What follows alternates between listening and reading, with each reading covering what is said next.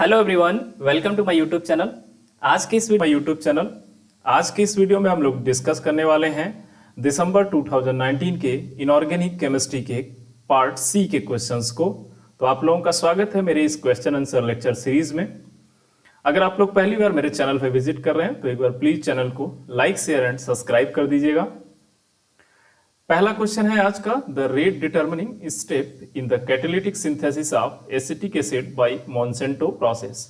तो सबसे पहले ये प्रोसेस आपको समझना होगा। इस प्रोसेस में जो है एसिटिक एसिड का सिंथेसिस होता है और रोडियम कैटलिस्ट यूज होता है। तो जनरली इसमें 3 स्टेप का प्रोसेस फॉलो होता है। मैं 1 बाय 1 स्टेप आपको बताता हूं। देखिए, पहले स्टेप में क्या होता है कि ये मिथाइल आयोडाइड इस रोडियम कैटलिस्ट पर अटैक करता है। तो ये फॉर्म करता है रोडियम आई एंड CO और CO, इसके बाद ये CH3 और इधर I आता है। ठीक है, तो ये बनता है और ये कॉम्प्लेक्स होता है। इसके बाद क्या होता है कि ये देखिए यहाँ पर 16 इलेक्ट्रॉन कॉम्प्लेक्स था, ये यहाँ पर ये 18 इलेक्ट्रॉन हो जाता है। इसके बाद जो यहाँ पर होता है ये माइग्रेटरी इंसर्शन होता है। मिथाइल ग्रुप यहाँ कार्बोनिल ग्रुप पे माइग्रेट करता है और ये पोजीशन जो है वैकेंट होता है। फिर यहाँ पर एक कार्बोनिल ग्रुप यहाँ पर अटैच होता है। तो ये फाइनली जो है आपका कॉम्प्लेक्स बनता है रोडियम और यहाँ पर CO CH3 होगा। मिथाइल ग्रुप माइग्रेट कर जाता है और एक CO आता है यहाँ पर और ये ऑलरेडी I है और ये पोजीशन जो वैकेंट हुआ है यहाँ पर कार्बोनिल ग्रुप आ जाता है। ठीक है, देन ये फिर से क्या होता है कि यहाँ पर अब ये 18 इलेक्ट्रॉन कॉम्प्लेक्स फिर से है, यहाँ पर आप काउंट कर सकते हैं। तो उसके बाद फिर से यहाँ पर क्या होता है कि ये रिमूवल होता है CO CH3 I का और ये कैटलिस्ट अलग हो जाता है। तो ये rhodium I2 CO whole twice minus ये निकल जाता है और ये बनता है CH3 CO I और इस पर वाटर का हाइड्रोलिसिस कराते हैं। तो ये CH3 COH बनता है प्लस HI बनता है। तो इस तरह से ये 3 स्टेप में प्रोसेस कंप्लीट होता है। तो जो पहला स्टेप होता है यही ऑक्सीडेटिव एडिशन ही रेट डिटर्मिनिंग स्टेप होता है। ठीक है, ये RDS स्टेप होता है पहला स्टेप। तो आपका जो यहाँ पर ऑप्शन दिया गया है पहला स्टेप मतलब ऑक्सीडेटिव एडिशन, यही है रेट डिटर्मिनिंग स्टेप और ये आपको पूछा गया था। ठीक है, आई होप कि आपको क्लियर होगा। अगला क्वेश्चन देखिए, choose the equilibria from the following that are not favoured to go to right. यहाँ पर नॉट फेवर्ड लिखा है। ठीक है, और ये आप क्वेश्चन देख रहे होंगे यहाँ पर 4 ऑप्शन है। अब कैसे बताएं कि कौन राइट जाएगा कौन लेफ्ट जाएगा, ये आप इक्विलिब्रिया से नहीं कर सकते हैं क्योंकि यहाँ पर किसी का भी स्टेट नहीं दिया हुआ है। तो ये जो क्वेश्चन होगा आपका ये hard soft acid base principle से सॉल्व होगा। मतलब यहाँ पे ये क्या कहता है प्रिंसिपल कि हार्ड के साथ कंबाइंड करके स्ट्रांग हो जाता है। ठीक है, और सॉफ्ट के साथ कंबाइंड करके स्ट्रांग रहता है। ठीक है, तो ये जो हार्ड होता है कैटायन और हार्ड एनायन, अगर ये दोनों आपस में कंबाइंड हैं तो ये जल्दी ब्रेक नहीं होंगे। सॉफ्ट है तो ये भी ब्रेक नहीं होगा। अब ये हार्ड एंड सॉफ्ट कैसे डिसाइड करते हैं, तो कैटायन के केस में ये होता है चार्ज अपॉन साइज। ठीक है, तो अगर कैटायन का चार्ज ज़्यादा है और इसका साइज कम हो जाएगा ऑब्वियसली, तो वो जो है हार्ड होता है। और अगर ये चार्ज कम है और साइज ज़्यादा है तो वो सॉफ्ट होगा। ऐसे ही आपका एनायन का भी केस होता है कि वहाँ पर जितना निगेटिव चार्ज कम हो और साइज जितना ज़्यादा हो उतना ज़्यादा वो सॉफ्ट होगा। ठीक है, आई होप कि आपको ये क्लियर हुआ होगा। अब देखिए इस प्रिंसिपल को हम यहाँ पे कैसे अप्लाई कर सकते हैं। तो पहला जो ऑप्शन है यहाँ पर आर्सेनिक का, ये आर्सेनिक है और ये सल्फाइड है, मतलब आर्सेनिक +5 ऑक्सीडेशन स्टेट में है तो इसलिए ये हार्ड है और सल्फर जो है सॉफ्ट है। तो ये कॉम्बिनेशन उतना स्ट्रांग नहीं होगा। ऐसे ही यहाँ पे देखिए आप मरकरी है, ऑक्सीजन है, तो मरकरी 2+ सॉफ्ट होता है जबकि ऑक्सीजन 2- हार्ड होता है। तो यहाँ पर ये भी जो है स्टेबल नहीं है तो इसलिए ये रिएक्शन राइट डायरेक्शन में जाएगा, मतलब ए आपका राइट डायरेक्शन में जाएगा। तो आपका जो ऑप्शन है इसमें से ए वाला, ये दोनों कैंसिल हो जाएंगे। उसके बाद आपको देखना है बी और सी में चेक करना है। तो आइए पहले नीचे से देखते हैं हमको जो जो इजी लगता है।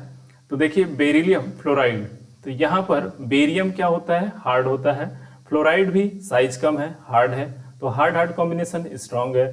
मरकरी आयोडाइड है, ये मरकरी भी सॉफ्ट है, आयोडाइड भी सॉफ्ट है, तो इनका कॉम्बिनेशन भी मतलब स्ट्रांग होगा, तो ये रिएक्शन राइट डायरेक्शन में नहीं जाएगा। तो डी ऑप्शन जो है आपका सिर्फ एक ही ऑप्शन में है, यहीं से आपको आंसर मिल गया कि ये चौथा होगा।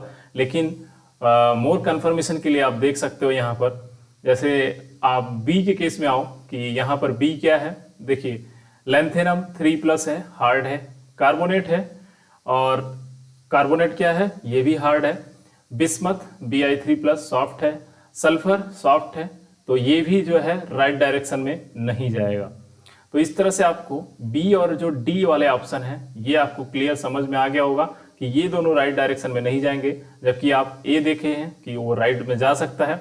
और यहाँ सी भी देख सकते हैं कि कैडमियम 2+ ये आपका सॉफ्ट है, और SO4 2- ये भी आपका क्या है, हार्ड है, और कैल्शियम 2+ हार्ड है यहाँ पर, और सल्फर सॉफ्ट है, तो इसलिए ये राइट डायरेक्शन में जाएगा। तो इसका जो करेक्ट आंसर होगा वो 4 होगा। आई होप कि आपको ये क्लियर हुआ है। अगला क्वेश्चन है match the column first with the column second.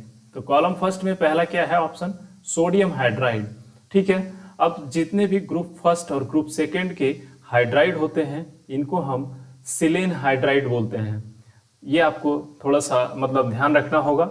तो यहाँ पर ए का जो है 4th ऑप्शन मैच करेगा। इसके बाद देखिए इन तीनों में से अब बेरियम हाइड्राइड है, तो बेरियम हाइड्राइड का जो स्ट्रक्चर होता है बेरियम HH, तो ये कभी भी जो है इसके पास 2 p ऑर्बिटल वैकेंट रहते हैं, तो ये दूसरे बेरियम के साथ कंबाइन करता है। ठीक है, तो वहां पे ये कंबाइन कर लेता है। ठीक है, तो अगले ऑर्बिटल इसके पास फिर से वैकेंट होते हैं, तो इस तरह से ये चैन का फॉर्मेशन कर सकता है हाइड्राइड। तो इसीलिए ये बेरियम जो हाइड्राइड है ये पॉलीमेरिक चैन फॉर्म करता है। ठीक है, और ये देखो आप लैंथेनाइट सीरीज का हाइड्राइड है, तो यहाँ पे आपको दिख रहा है 2.10, तो 2.1 है, जो कि शो कर रहा है कि यहाँ पर स्टाइचोमेट्री फिक्स नहीं है, मतलब कुछ हाइड्राइड जो है वो इंटरस्टेटियल पोजीशन में गए हुए हैं हाइड्रोजन के एटम, इसलिए इसको बोलते हैं इंटरस्टेटियल हाइड्राइड। ठीक है, और लास्ट ऑप्शन जो है ये टेक्लेरियम मतलब हाइड्राइड है, 9 एटम है यहाँ पर हाइड्रोजन के, तो इसका जो स्ट्रक्चर होता है ये ट्राई कैप ट्राइगोनल प्रिज्मेटिक है। तो ये देखिए आपके जो चारों ऑप्शन मैच कर रहे हैं, ये देखिए ए का 4th है, बी का 1st है, और सी का आपका 2nd है, और डी का 3rd है, मतलब ये 3rd ऑप्शन आपका करेक्ट है। अगला क्वेश्चन है, देखिए यहाँ पर आयरन क्रोमियम कॉम्प्लेक्स है FeCr2O4 और nickel gallium 2O4 have the normal and inverse spinel structure. तो यहाँ पे आपको कुछ करना नहीं है, ऑलरेडी इसने दे दिया। ठीक है, कि ये नॉर्मल है, ये इनवर्स स्पाइनल है, तो आपको सिंपली ये बताना है कि क्या स्टेटमेंट करेक्ट है। तो आप जानते हैं कि अगर कोई कंपाउंड नॉर्मल स्पाइनल होगा तो उसमें जो Fe मतलब जैसे यहाँ पर पहला एटम है Fe है, तो Fe2+ जो होगा ये किस में होगा, टेट्राहेड्रल में होगा, जबकि क्रोमियम जिसमें होगा ये होगा ऑक्टाहेड्रल में। राइट, ऐसे ही यहाँ पर निकिल है, तो ये इनवर्स स्पाइनल है, तो जो निकिल 2+ होगा ये होगा आपका ऑक्टाहेड्रल में, जबकि गैलियम के दोनों एटम होंगे, एक होगा ऑक्टाहेड्रल में, दूसरा हो सकता है टेट्राहेड्रल में। ठीक है, तो इस तरह से आप डिसाइड कर सकते हो यहाँ पर। तो ऑप्शन देखो आप, option Fe2 and nickel 2 occupy the octahedral side, ये तो गलत है। ठीक है, क्योंकि आयरन 2+ किस में ऑक्युपाई करता है, टेट्राहेड्रल में। यहाँ पे देखो iron 2+ nickel 2+ occupy the tetrahedral and octahedral side respectively, तो ये ऑप्शन आपका जो है करेक्ट है, तो 2nd ऑप्शन आपका करेक्ट है। अब 3rd यहाँ पे चेक कर सकते हैं हम, chromium 3rd and gallium 3rd occupy only the octahedral side. नहीं, क्रोमियम 3rd तो ऑक्युपाई करेगा, लेकिन गैलियम जो है टेट्राहेड्रल भी ऑक्युपाई करेगा, तो ये करेक्ट नहीं है। ठीक है, इसके बाद देखो chromium 3rd and gallium 3rd occupy the tetrahedral void, नहीं ये भी सही नहीं है। ठीक है, तो टेट्राहेड्रल क्रोमियम नहीं ऑक्युपाई करेगा, ये सिर्फ ऑक्टाहेड्रल ऑक्युपाई करेगा। ठीक है, आई होप कि आपको ये क्वेश्चन क्लियर हुआ होगा। अगला क्वेश्चन है द क्लस्टर टाइप Fe5CO14N- और ये रिस्पेक्टिवली कौन कौन से ये क्लस्टर के टाइप हैं। तो सबसे पहले देखिए ये हाई न्यूक्लियरिटी क्लस्टर है, क्योंकि यहाँ पर जो मेटल एटम है ये N greater than 4 है, ठीक है। तो यहाँ पर जो स्केलेटन इलेक्ट्रॉन हम मतलब काउंट करेंगे वो 12 लेंगे, ठीक है। तो मतलब सबसे पहले आप टोटल वैलेंस इलेक्ट्रॉन काउंट कर लो। तो आपका आयरन है, तो आयरन के केस में क्या होगा, 5 × 8 प्लस कार्बोनिल है तो 14 × 2 प्लस नाइट्रोजन के लिए 5 + 1। तो इस तरह से आपका हो गया ये 40, ये 28 + 6, ठीक है। तो ये हो गया आपका 8 6 14 34 प्लस 40, तो मतलब ये हो गया 74, ठीक है। अब टोटल नंबर ऑफ एटम्स कितने हैं आपके पास, 5 हैं, तो 5 × 12 कर दोगे आप, तो ये होगा 60, 60 से माइनस कर देंगे 74, तो ये आपका 14 बचेगा। 14 / 2 करना है, ठीक है, और ये मिलेगा 7।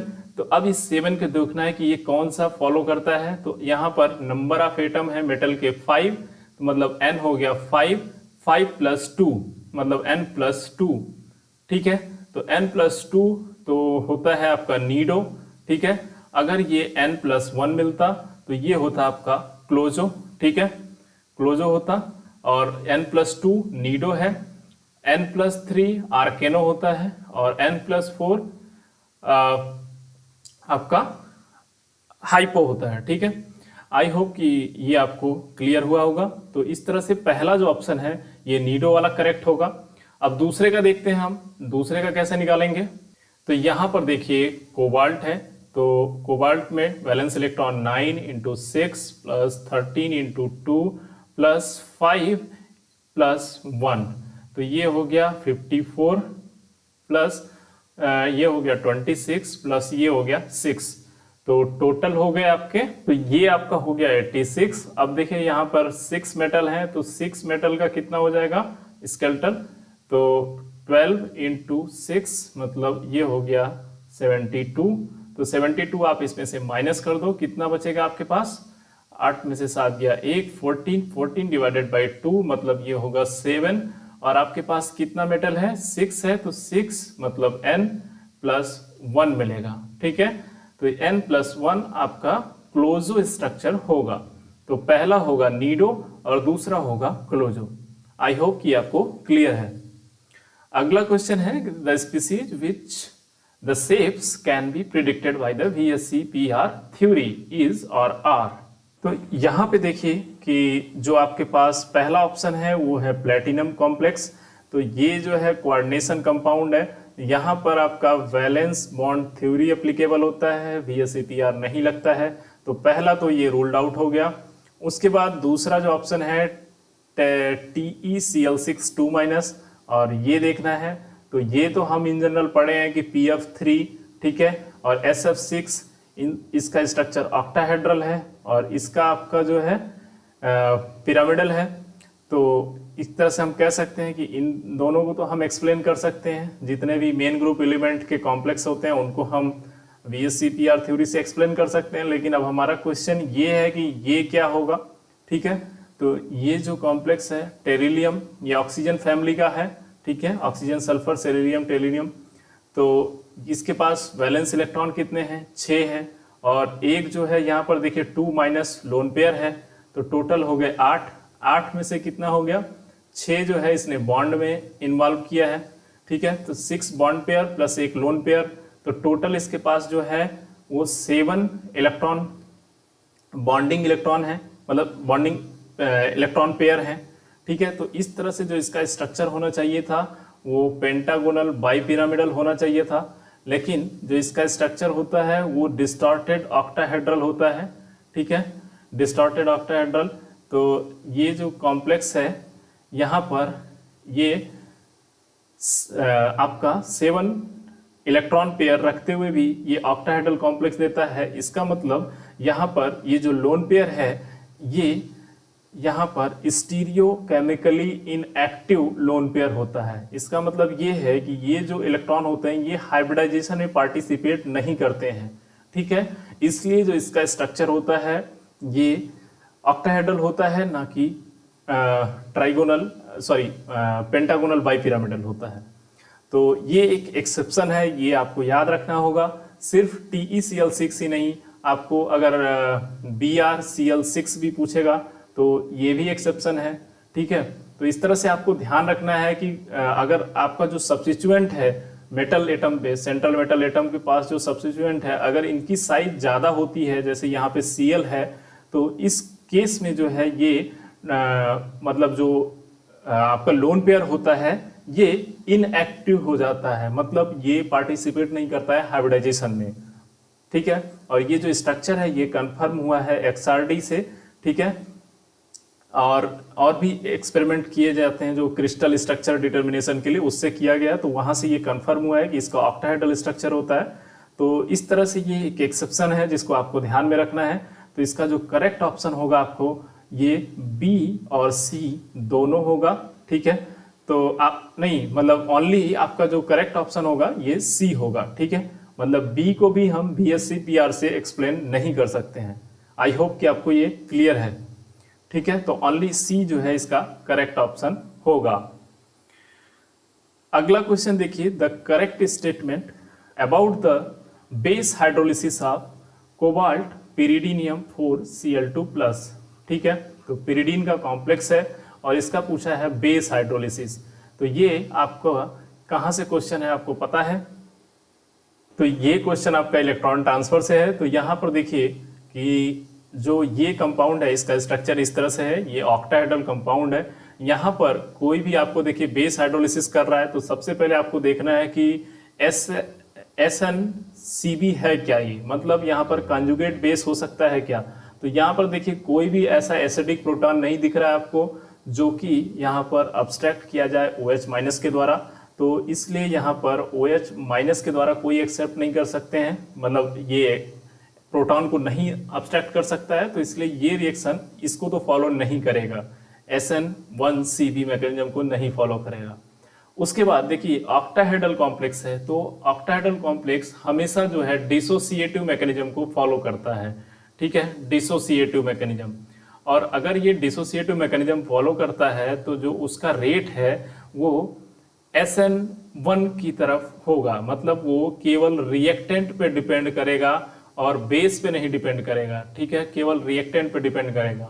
क्योंकि यहाँ पर डिसोसिएटिव मैकेनिज्म फॉलो होगा, मतलब एक Cl निकलेगा और ये जो है कॉम्प्लेक्स बनेगा यहाँ पर, उसके बाद OH- आएगा, फिर से ये इस पे अटैक करेगा मेटल पे। तो यहाँ पर ये जो रेट लॉ का एक्सप्रेशन दिया है ये भी आपका फॉलो नहीं होगा क्योंकि ये ऑक्टाहेड्रल कॉम्प्लेक्स है, ठीक है। तो reaction does not depend upon the hydroxide ion concentration, ये बिल्कुल सही है इसका ऑप्शन, ठीक है। और ये ऑप्शन सही नहीं होगा, ये भी नहीं सही है। Intermediate involve in this reaction is this, तो यहाँ पर जैसे कि मैंने बताया कि कोई भी कंजुगेट बेस बन ही नहीं सकता है यहाँ पर, मतलब क्योंकि एक्टिव प्रोटॉन है ही नहीं अवेलेबल एसिडिक प्रोटॉन, तो ये जो इंटरमीडिएट है ये भी नहीं बन सकता है। तो आपका जो सेकंड ऑप्शन है ये करेक्ट होगा। अगला क्वेश्चन है the main product of the nucleophilic attack of H- ion on the complex given below.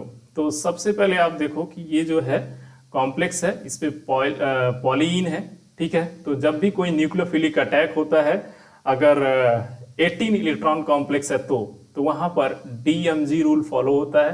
तो पहला इसका जो क्राइटेरिया है कि ये जो मेटल कॉम्प्लेक्स है वो 18 इलेक्ट्रॉन होना चाहिए। तो आप काउंट करो, देखो यहाँ है 4, यहाँ है 3, ठीक है, यहाँ है 6, तो कितना हो गया 13, प्लस यहाँ पर मोलिब्डेनम है तो ये कितना है 5, क्योंकि यहाँ +1 चार्ज है, तो टोटल हो गया 18 इलेक्ट्रॉन। इसका मतलब यहाँ DMG रूल अप्लीकेबल होगा।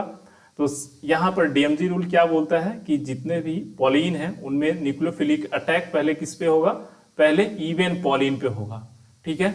इवन पॉलीन जो है इन पे होगा, मतलब या तो बेंजीन रिंग पे होगा या इस पे होगा।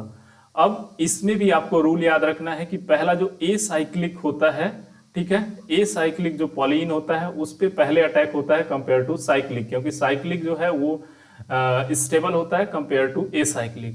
तो ए साइक्लिक को ब्रेक करना थोड़ा सा इजी है, मतलब वो स्टेबल कम होता है। तो यहाँ पर 4th मेंबर पे अटैक होगा न्यूक्लियोफिलिक का और ये 3rd मेंबर में कन्वर्ट होगा।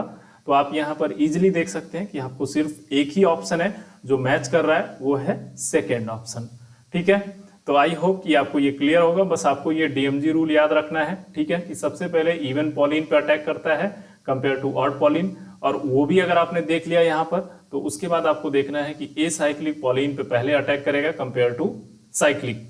ठीक है, तो ये आपका जो है सेकेंड ऑप्शन करेक्ट है। उसके बाद देखिए क्वेश्चन है कि SO2OHF और ये CS3COH LiF H2O compound which we have as a base in the liquid HF।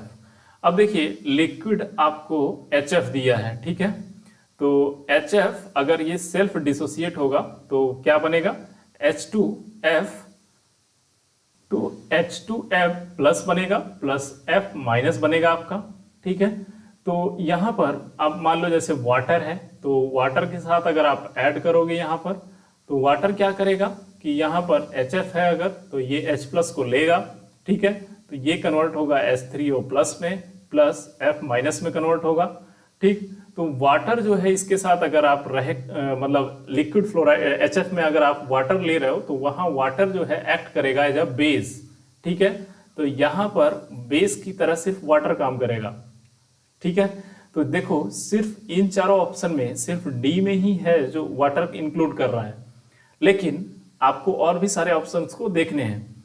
अब देखो कि ये जो होता है फ्लोराइड, मतलब ये SO3HF, ये जो होता है एसिड, ये स्ट्रॉन्गेस्ट एसिड होता है। ठीक है, तो इसको आप कहीं भी ले लो, स्ट्रॉन्गेस्ट एसिड होता है, तो ये बेस की तरह बिहेव नहीं कर सकता है। ठीक है, तो ये ऑप्शन आपका गलत है, ये ऑप्शन नहीं हो सकता है कि SO3H ये बेस की तरह बिहेव करेगा।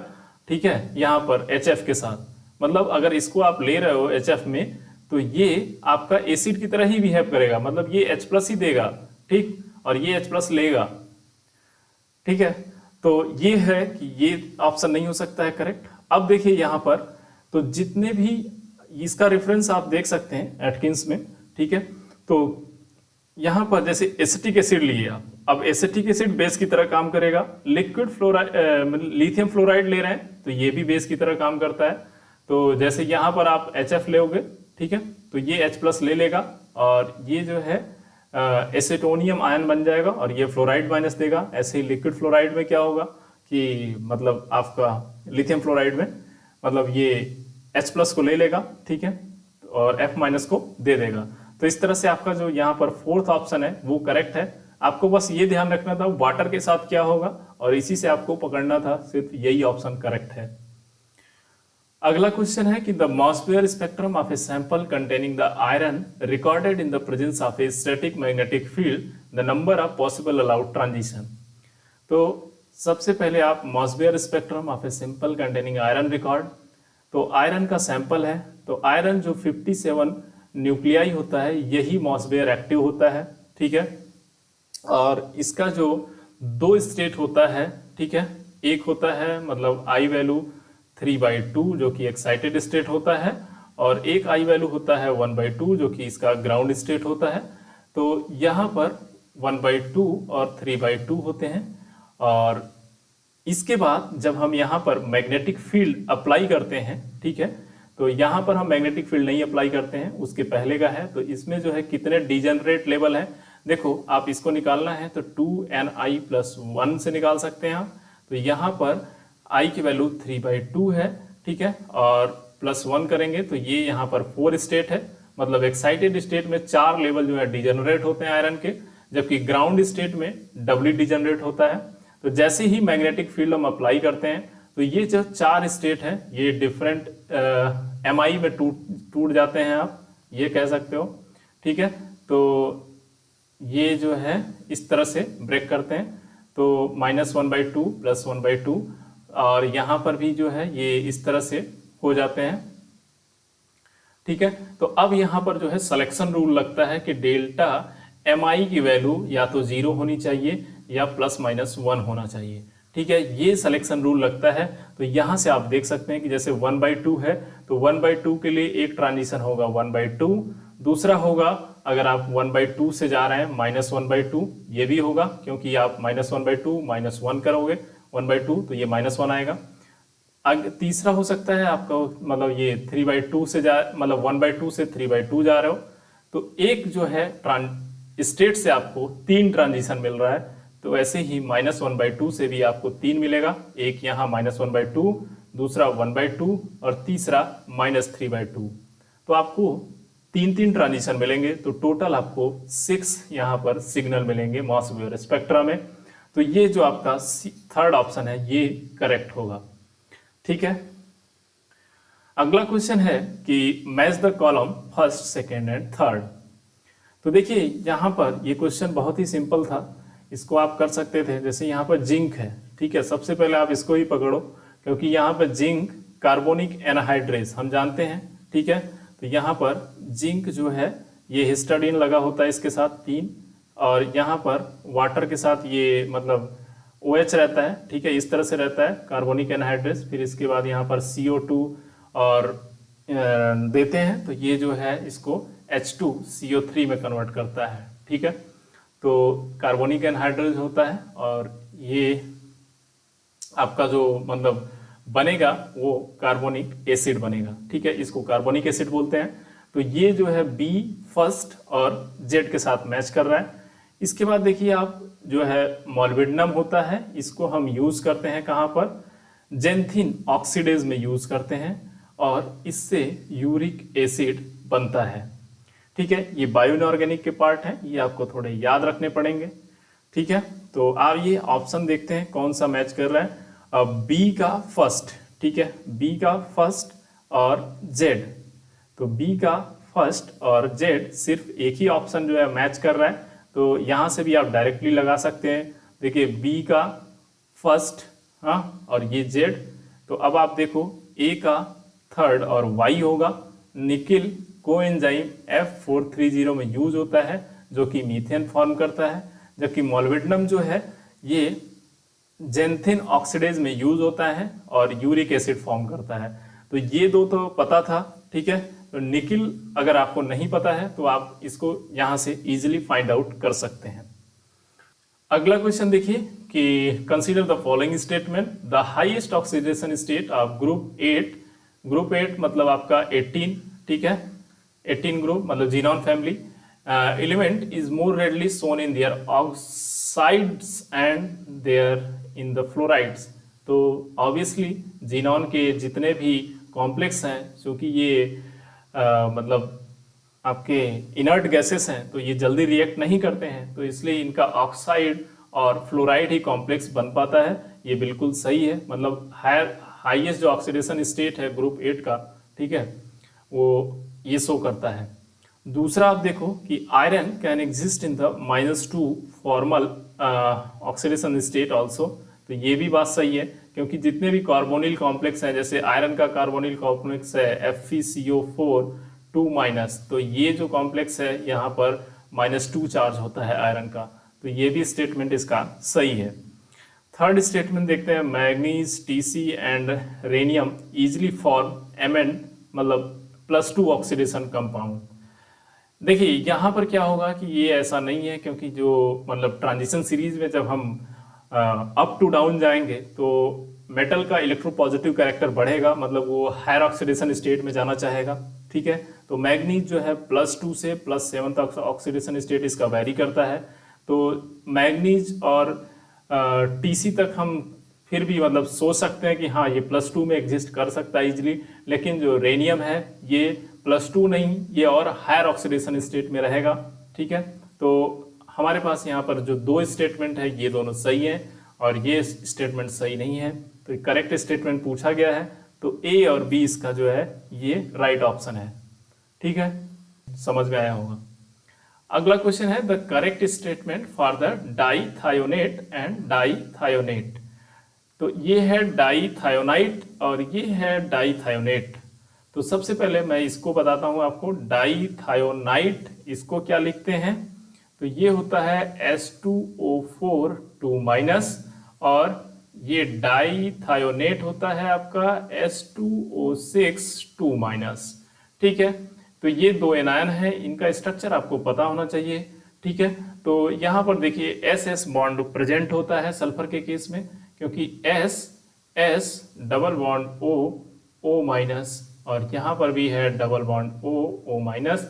ये स्ट्रक्चर है H2O4 का, जबकि H2O6 2 माइनस का स्ट्रक्चर जो है आपका ये O minus S double bond O S double bond O और डबल बॉन्ड O माइनस। ठीक है, तो अब आप देखो यहाँ पर क्या क्या स्टेटमेंट है। बोथ हैव SS बॉन्ड, तो करेक्ट है कि दोनों के पास SS है। बोथ आर डाई एनायनिक, ये भी सही है। Oxidation state of sulphur is +3 and यहाँ पर +5। तो पहले आप देखो यहाँ पर ऑक्सीडेशन स्टेट कितना होगा, अगर आप निकालोगे तो ये होगा 2x minus 8 is equal to -2। तो 2x इज इक्वल टू होगा 8 माइनस 2 मतलब 6 आएगा यहाँ पर, तो x इज इक्वल टू आपको +3 मिलेगा। तो यहाँ पर आपको +3 मिला, और यहाँ पे आप चेक करते हैं तो 2x minus 12 is equal to -2, तो 2x इज इक्वल टू हुआ 10, तो x की वैल्यू +5। तो ये भी ऑप्शन आपका सही है, मतलब ये भी सही है। ठीक है, उसके बाद sulphur in dithionate has lone pair of electron. तो यहाँ पे लोन पेयर ऑफ इलेक्ट्रॉन है क्या? ऑलरेडी देखिए 6 इलेक्ट्रॉन सल्फर के यूज हैं बॉन्डिंग में, तो यहाँ पर कोई भी लोन पेयर प्रेजेंट नहीं है, तो ये ऑप्शन आपका गलत है। तो A, B and C option ही आपका करेक्ट है। आई होप कि आपको ये सारे क्वेश्चंस क्लियर हुए होंगे। तो अगर आप लोगों को मेरा ये वीडियो पसंद आ रहा है तो प्लीज चैनल को एक बार लाइक शेयर एंड सब्सक्राइब कर दीजिएगा, इससे मुझे मोटिवेशन मिलता है और मैं आगे और अच्छे वीडियोस आपको लाने के लिए कोशिश करूंगा। मिलते हैं अगले वीडियो में। Thank you so much for watching the video. Have a nice day.